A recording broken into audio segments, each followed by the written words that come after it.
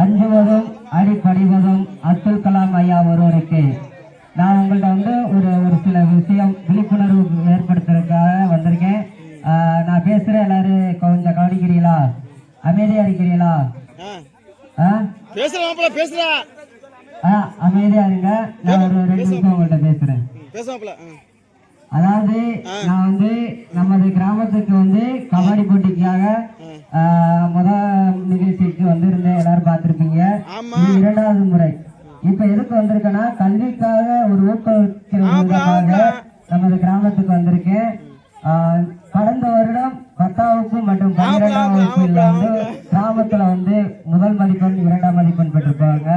அவங்களுக்கு நம்ம அப்துல் கலாம் அறக்கட்டளை சார்பாக பாராட்டு சான்றிதழ், மெடல், நினைவு பரிசு அந்த மாதிரி கொடுத்துருக்காங்க.